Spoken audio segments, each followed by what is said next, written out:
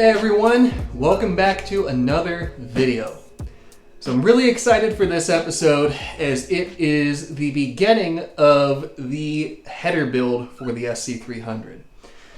Now my head flange came in and this is a piece that I have been wanting to use for many years.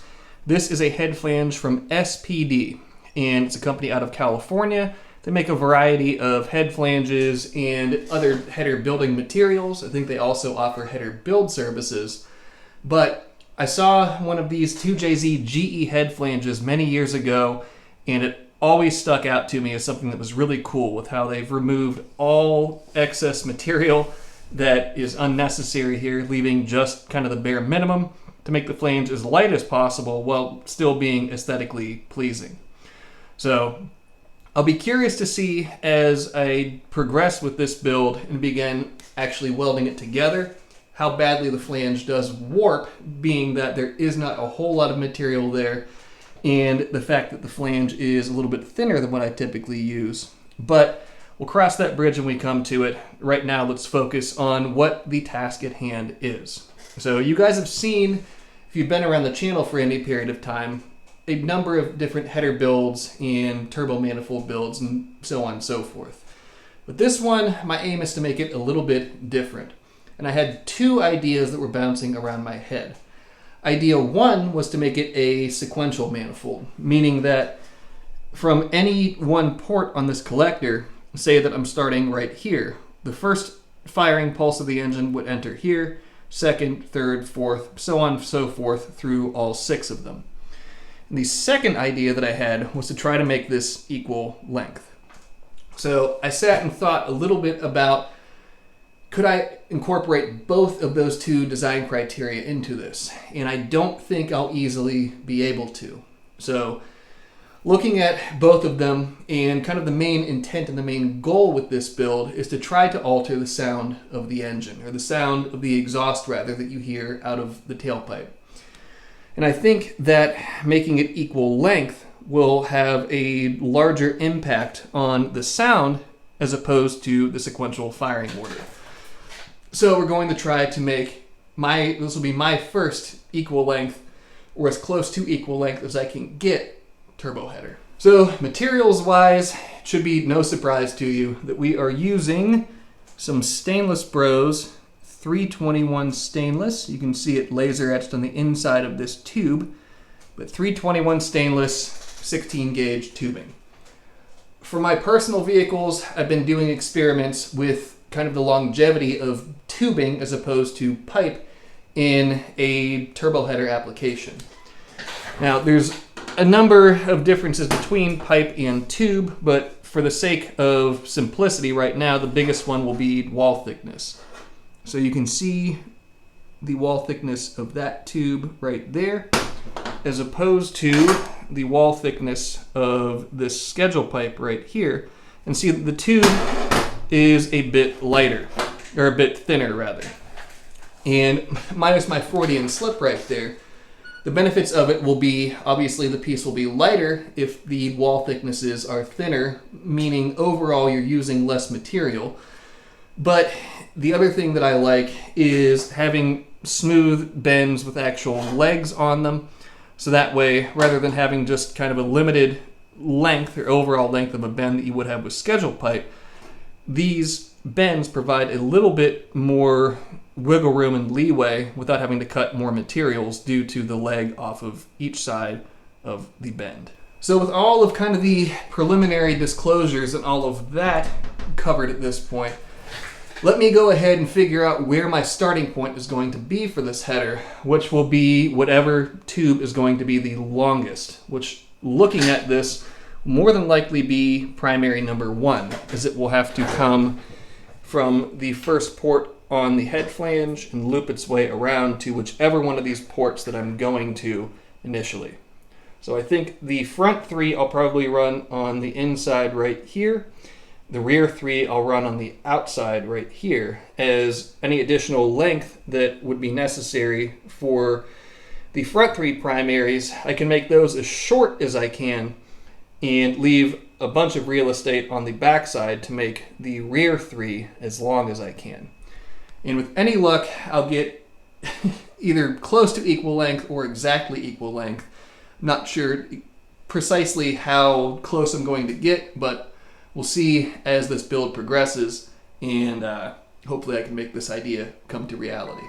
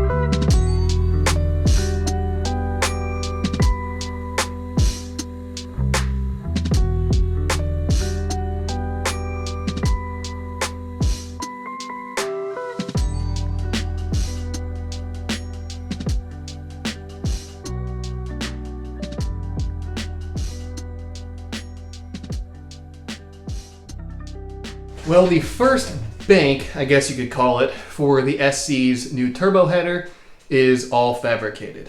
And here, I guess let's look at what's going on first, and we'll talk about the math in a second. So 1, 2, and 3 are all fabbed, all put into place. And going to the math, you can see that primaries 1 and 2 are pretty much equal length. Primary 3, there is a 3/8 of an inch discrepancy between that versus the other two.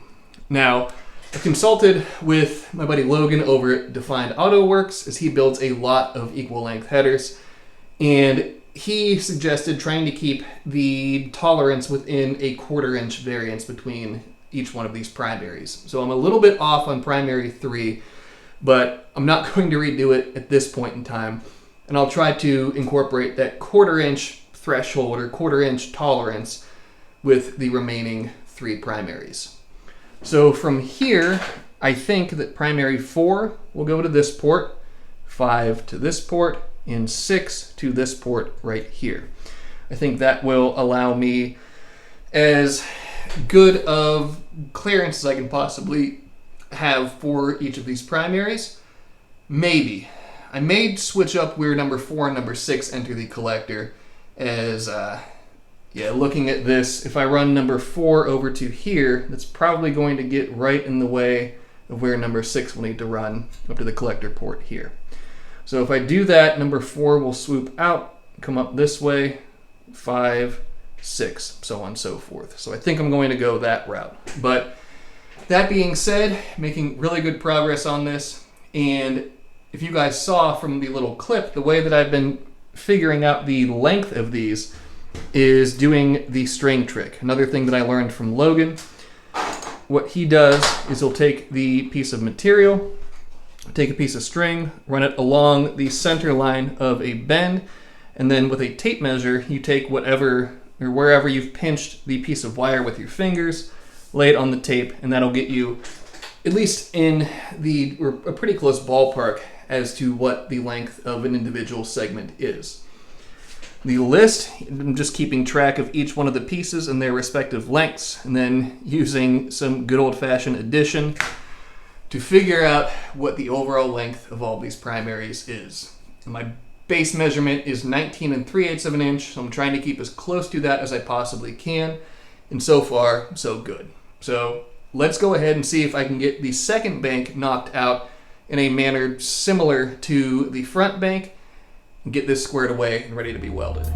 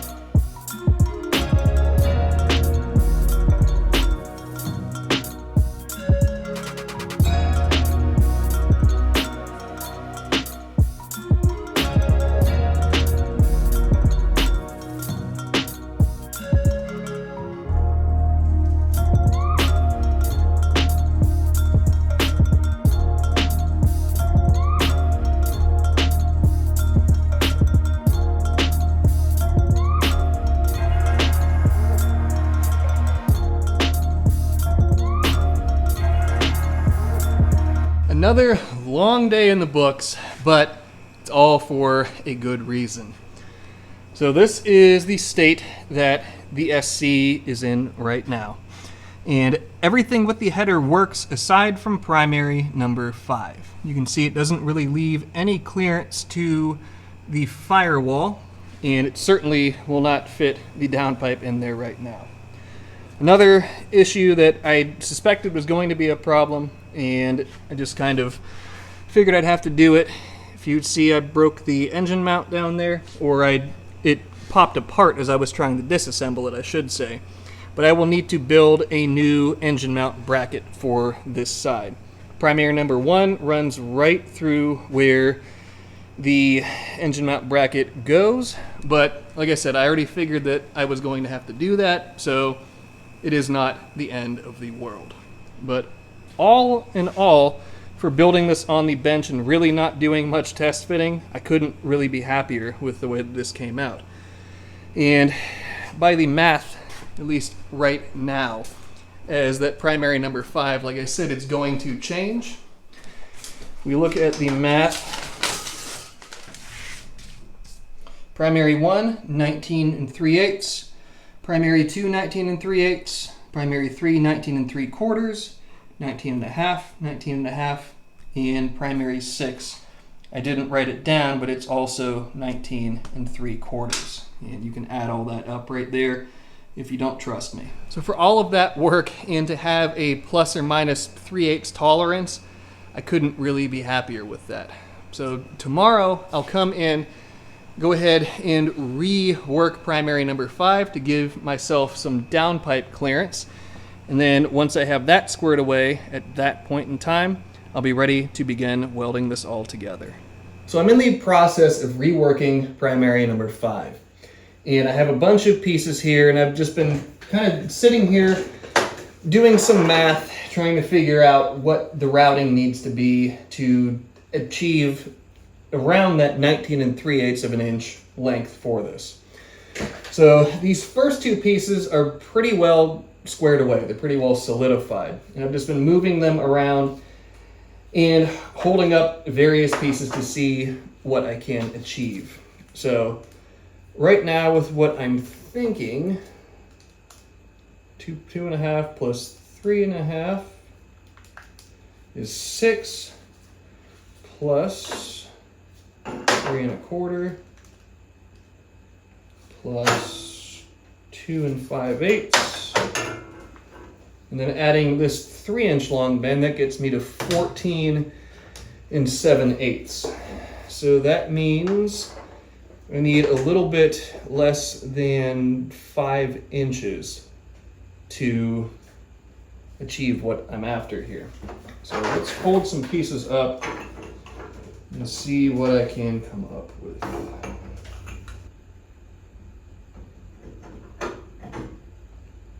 This might work.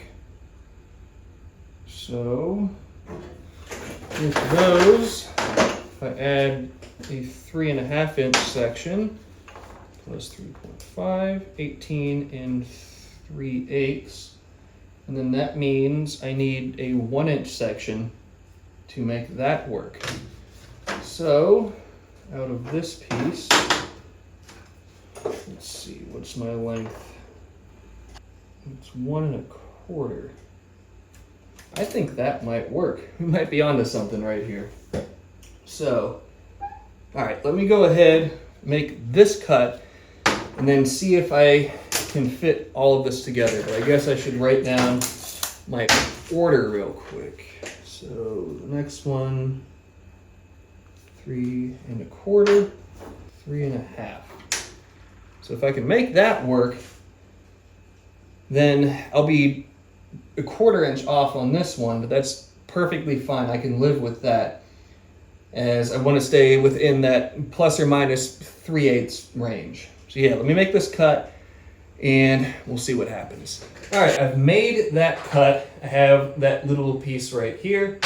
So let me get the welder turned on, get to tacking this together, and let's see if we can't make this fit.